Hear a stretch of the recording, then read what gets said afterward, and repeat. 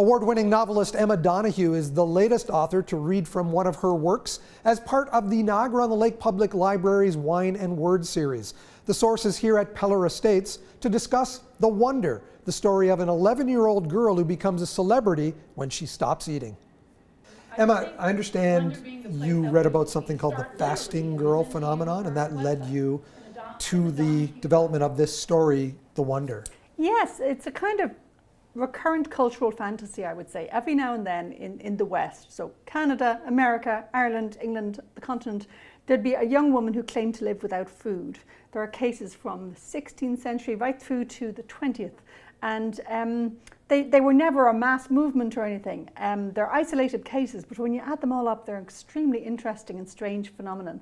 And many people at the time would have said, oh, they're frauds, but other people believed in them. And sometimes religious gifts would be ascribed to them. They'd be assumed to be sort of miraculous. Sometimes they were thought to be sort of medical phenomena, like sort of gifted freaks. So everybody argued about them, and of course they may have been doing it to some extent for the fame as well. They were sort of a pop culture phenomenon. So I've been fascinated by this thing for the last 20 years, so I finally had to write a novel about it. Emma, Lib is described as a nurse who was trained by Florence Nightingale. How important was that to the thread of this novel? I try and avoid name dropping in my books. You know, I would go out of my way to avoid mentioning famous people, but the Nightingale nurses were an entirely new breed. Before that, nursing was seen as like the lowest of the skivvy type jobs. And I needed a nurse who would have enough insight to figure out what's going on in this very complicated situation. So I had to make her be a Florence Nightingale trained nurse. The relationship between Lib, the nurse, and Anna, the girl who's not eating, it really goes through a number of different stages of development. It does, and it starts out of nowhere. I think it's fair to say that since my kids came along 13 years ago, I've been very interested in sort of parent-child relationships, but that would include relationships between adults and children where some kind of, you know, duty of care springs up. And in this case, the nurse is a complete alien to the girl, right? They're from very different cultures. They share almost no assumptions, and yet they're spending every minute of the day together. And the nurse starts to care very much about this girl, and she can't stand the fact that the girl seems to be withering away before her eyes. So yes, I was interested in seeing whether I could create a relationship out of nowhere and have it go through a lot of twists and turns just over the course of a fortnight. Donoghue's 2010 novel Room became the basis of the movie of the same name. Her screenplay earned her an Academy Award nomination and more offers to write for film and television. It's a bit of a closed world to try and get into. It's famously hard to try and get into being a screenwriter because they like to just hire professional screenwriters.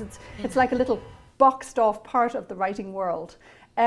And so to feel that not only did I have a really happy and satisfying experience making an Irish-Canadian co-production, you know, with no big studio involved, just very much using taxpayers' money.